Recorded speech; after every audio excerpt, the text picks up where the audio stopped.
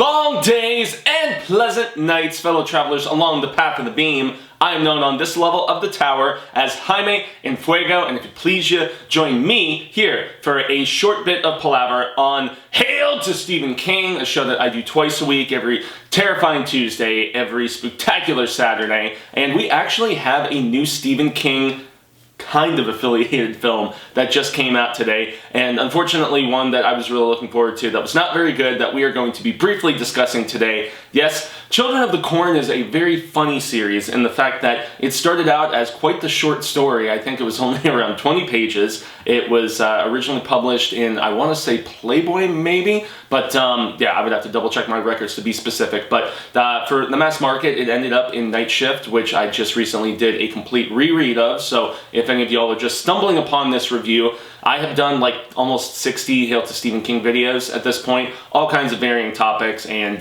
yeah, the Night Shift reread for the 40th anniversary was very fun last month. But so the most franchised ever of any King story, yeah. We know that we have had various sequels to other properties, like there was Pet Sematary 2, there was the Rekindled Firestarter, there was there's been, what, like 2 different remakes of Carrie, that's sequels to The Mangler, sequels to Sometimes They Come Back, but for whatever reason, Children of the Corn, with its very Village of the Damned kind of vibe, has just, it's the series that, it doesn't keep on giving, it keeps on taking. It keeps on taking our precious time away that many of us have so little of, myself included, being super busy with, you know, day job, band, YouTube channel. It's just like, man, there's no time for like 10 different Children of the Corn movies, but that has not stopped me, especially after watching this newest entry in the series, to actually go and spend $5 on one of those like super DVDs that has it's got like 6 or 7 of the films on it. I had up to this only seen the remake of Children of the Corn on Sci-Fi, which I actually really enjoy,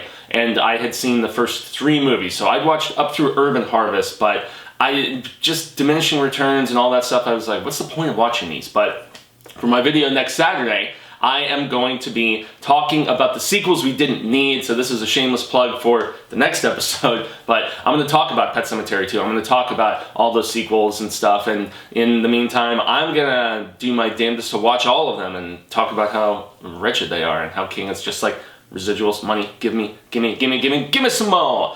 And yeah, so I just got done watching Children of the Corn Runaway, and yeah, it just came on VOD tonight at midnight, and yeah, I ended up running over to a Redbox to pick it up because you can get it at some of those as well. And the reason I was excited about Runaway was because this was supposedly, even though I know Dimension Extreme did another entry in between this and the remake, the word on the street was that this was a direct sequel to the remake. And it was following a girl who, you know, she's a runaway. She leaves the cult, kind of like what the kid tries to do at the very beginning, and he ended up getting shanked and killed, and, you know, that's who the husband-wife team ended up running over in the original story and stuff. But long story short, I was excited at that prospect because I was like, okay, if it's a sequel to that and continuing that story, perhaps with Malachi, who for whatever reason they made into a stud muffin, like, you know, heartthrob kid in the remake, which I liked him better as like the creepy ginger in the original, but that doesn't mean that I didn't like the Sci-Fi remake. But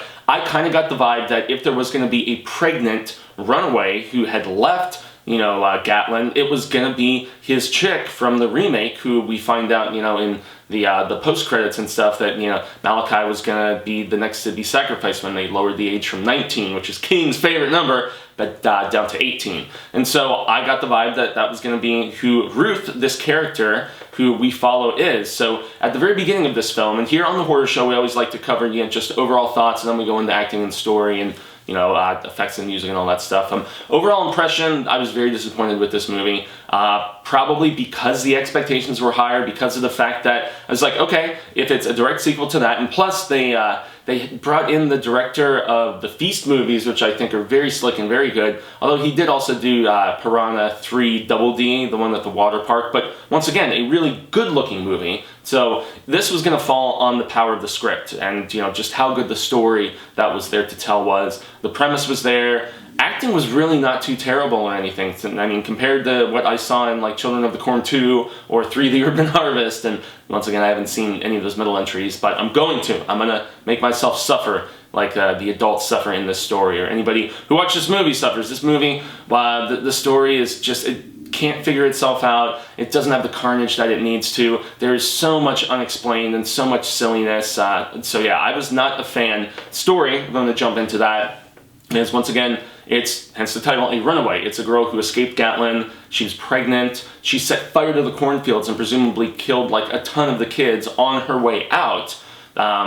Yeah, but we're never really given much explanation about her backstory beyond that. There's really not much, not a lot of dots connected. But you can tell that she's suffering from some severe PTSD, and that it's still like, it weighs very heavily on her, the experiences that she had there. So her name is Ruth, and she's raising her 13-year-old son at this point when we join her in the story, and she's basically just been living on the run, presumably, for this amount of time. So the one thing that disappointed me so much about this movie is it's not in Gatlin, you know, so it's a similar approach to The Urban Harvest, where it's taking the killer kid aspect out of, you know, the town, and there's like, with the exception of a few flashback scenes, there's like nothing with corn. Where are the children of the corn? You know, and also most of the violence is done either off screen or it's just in weird like flashback kind of I don't know, kind of surreal like trip out sequences, which she has throughout the entire movie, this Ruth character.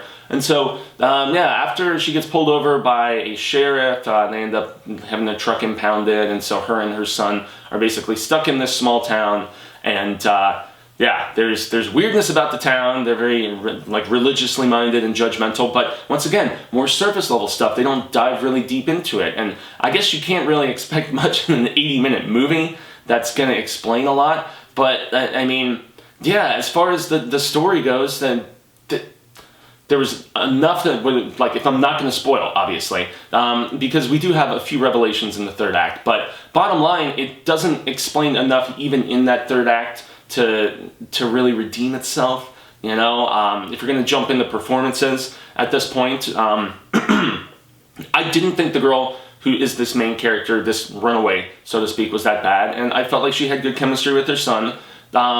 The mechanic dude who she gets involved with, I mean, that was as cliched as you can imagine, but I do actually have to stress that I thought the performance of this waitress girl at the little diner cafe place, you know, I thought she was pretty good.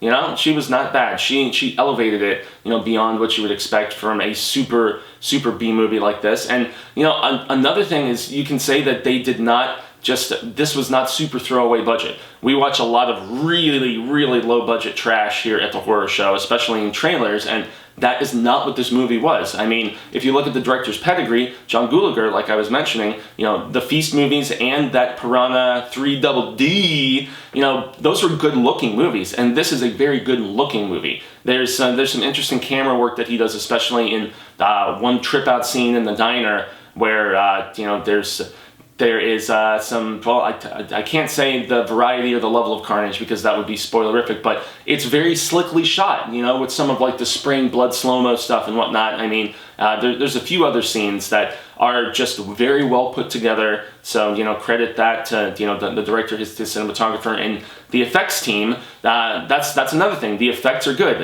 You know, the cinematography's good. It's a good looking movie, but it's really the fault of the script, which is just garbage, that we have here. They didn't really flesh out certain things the way that they needed to. The kills were not very rampant.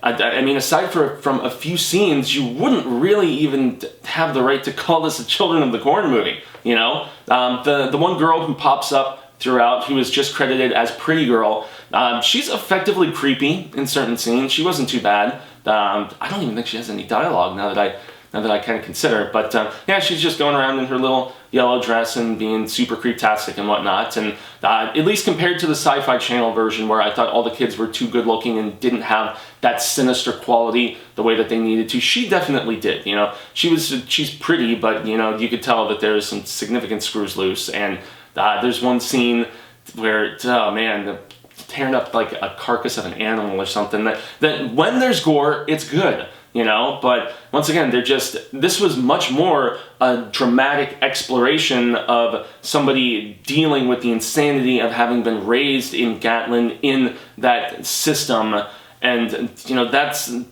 where the movie really kind of focuses, and just doesn't accomplish what it sets out to do. And once again, it's an inane act of explanation and jumps all over the place and just doesn't really know what it wants to be. You know, so yeah, I mean, effects, music, set-wise, all that stuff is, everything was really good in this except for the script, which is what's really disappointing, because this is one, unlike some of the others where you just know it's bad, you know, this is one where you see more so the potential that it could have been, and I don't know, I guess there's a reason why it kept getting, you know, bumped and delayed, and then Dimension finally puts it out here on March 13th is what we just crossed over to midnight with. And so, yeah, I can't, in good faith, recommend Children of the Corn Runaway. If you guys have actually seen any of the sequels, I know Naomi Watts was in one. I know they bring back Isaac for the 666 one. So, once again, I'm going to subject myself to those in the coming days for for this video that I'm going to do about the sequels that we didn't need to Stephen King stuff. But if there's a sequel you guys actually think is good, if you've seen a bunch of these Children of the Corn movies like Genesis and, you know, there's so many of them. I think there is 10 of them now if you include the remake and you include Runaway. So by far, once again, the most franchised Stephen King, and based on a short story, no less. Crazy, crazy, crazy. So, yeah, once again, in good faith, can't recommend this one. If there's one you can recommend, please do that in the comments below. And thanks very much, a grande gracias, for joining me, Jaime and Fuego, here on The Horror Show for a slightly shorter episode of Hail to Stephen King.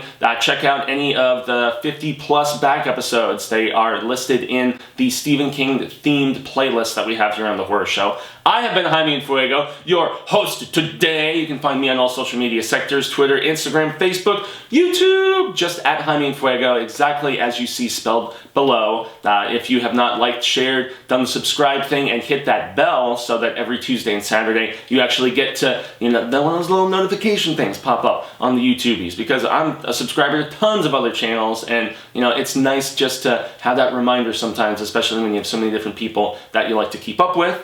Keep up with us, we greatly appreciate it. And until next time, when the wheel of Ka comes around once more, hasta luego, sin amigos, constant viewers, and until the instance where we get to meet again, stay scared and read Stephen King. And honestly, your best bet for Children of the Corn is just to read the short story. Sorry.